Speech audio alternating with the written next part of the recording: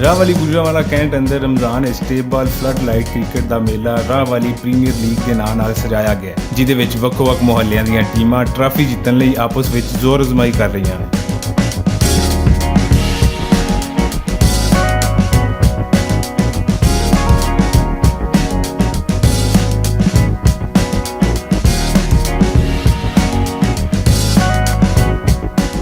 ਇਹ ਲੀਗ 20 ਰਮਜ਼ਾਨ ਤੱਕ ਜਾਰੀ ਰਹੇਗੀ, ਜੋ ਇਲਾਕੇ ਦੇ ਨੌਜਵਾਨਾਂ ਲਈ ਤਫਰੀਹ ਮੁਹੱਈਆ ਕਰ ਰਹੀ ਹੈ। ਅਜਿਹੀਆਂ ਸਰਗਰਮੀਆਂ ਨਾਲ ਨੌਜਵਾਨ ਤਬਕਾ ਗਲਤ ਕੰਮਾਂ ਤੋਂ ਬਚ ਕੇ ਖੇਡਾਂ ਵੱਲ ਮਾਇਲ ਹੁੰਦਾ ਹੈ। ਇਹ ਟੂਰਨਾਮੈਂਟ ਕਰਵਾਉਣ ਉੱਤੇ ਕਾਮਰਾਨ ਬੇਗ, ਉਮਰ ਚੀਮਾ ਤੇ ਕਾਮਰਾਨ ਖੋਖਰ ਖਰਾਜੇ ਤਹਿਸੀਨ ਦੇ मुस्तहिक ने। अस्सलामुअलैकुम जी, मैं इमरान नज़ीर।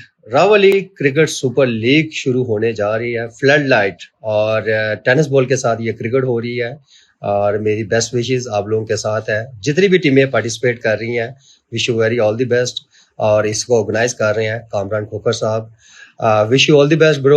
और जितने भी यहाँ पे सपोर्टर हैं, आप लोग ग्राउंड में आए और इस क्रिकेट लीग को कामयाब करवाएं। दिस इज मौजम बर्ड, एंकर पर्सन एक न्यूज़। खबरें मैं देता रहता हूँ, लेकिन आज मैं मुखातब हूँ अपने इलाके राहवाली के क्रिकेट लवर से, चूँकि मुझे पता चला है कि राहवाली की जो एक इकलौती ग्राउंड है टावर वाली, वहाँ पे राहवाली प्रीमियर लीग के नाम से फ्लड लाइट टेनिस टूर्नामेंट का इनेकाद किया गया है। और मैं आपसे यही गुजारिश करूंगा कि भरपूर इसको सपोर्ट करें, और जिन लोगों ने इसे यकीनी बनाया उनको खिराज तहसीन में पेश करना चाहूँगा। आप लोग इसे सपोर्ट करें ताकि आइंदा भी ऐसे टूर्नामेंट का इनेकाद हो सके। अस्सलाम वालेकुम, दिस इज़ नुमान अनवर, और मेरी तरफ से राहवाली के क्रिकेटर्स और क्रिकेट लवर्स जितने भी हैं उनके लिए एक अच्छी चीज़ ये है कि राहवाली प्रीमियर लीग जो है शुरू हो रही है। Tennis ball flood light tournament है ये, और राहवाली स्टेशन वाली जो ग्राउंड थी हमारी पुरानी, वहाँ मेला लगने जा रहा है। और इस टूर्नामेंट को सपोर्ट करें, और ये सारा टूर्नामेंट है जो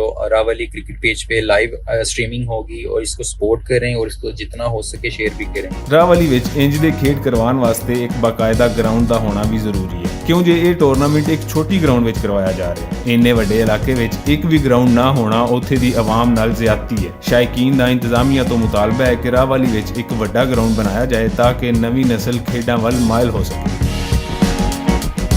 कैमरामैन सईद अली कैसर के नाल रिजवान अस्कर, बट फुलेका टीवी गुजरांवाला।